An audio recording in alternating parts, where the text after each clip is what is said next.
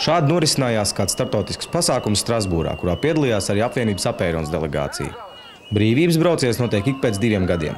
Tā galvenais mērķis ir uzrunāt Eiroparlamenta deputātus un vērst viņu uzmanību uz cilvēku ar invaliditāti problēmām.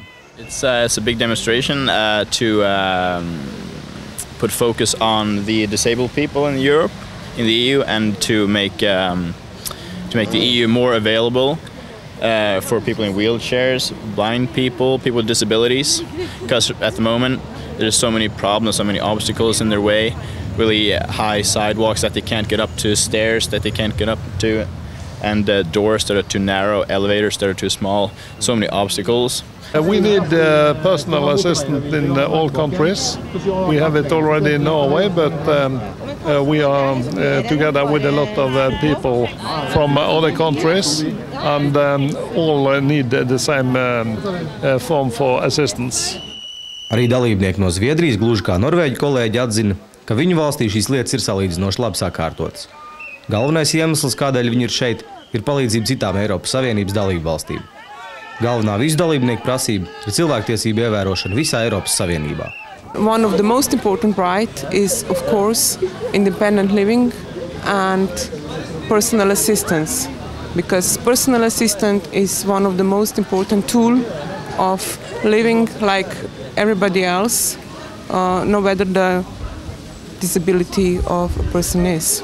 Basically, we are excluded, wheelchair users particularly are excluded from society by buildings being inaccessible. This morning I had to wait half an hour for a bus because the bus didn't have a ramp.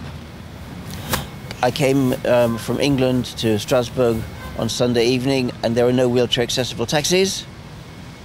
And it is the able-bodied white majority, because they are in power, that don't care about equal opportunities for the rest.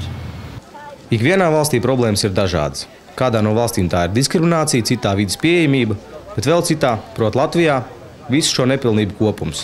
Šodien pie manis tāda ziņa atnāca. Satikām Rubika asistentu. Viņš saka, nu ko te jūs te tāds jautājums? Tie ierisina mājās, nu ko jūs te atbraucāt vispār? Nu tad es viņam sāku teikt, es saku, nu kā mēs. Nu, tāpēc jau atbraucam, ka mājās nav kārtība un meklējam glābiņu, kur vien var. Droši vien, kad varam secināt, ka Latvijā mēs esam vienā no pēdējām vietām, piemēram, personisko asistentu nodrošinājumu ziņā, jo pat Slovenijā, Bulgārijā ir personisko asistentu nodrošinājums, ko nodrošina valsts.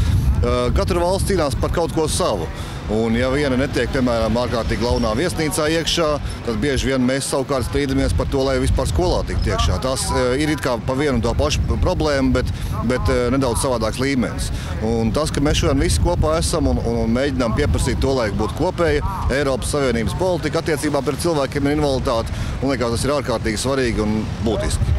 Daudz iedzīvotāji uzskata, ka Eiropas Savienība ir viena liela institūcija, kurā tiek pieņemti lēmumi, kas uz Latviju nemaz neatiecas.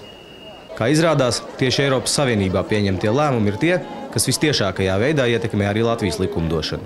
Tieši tā,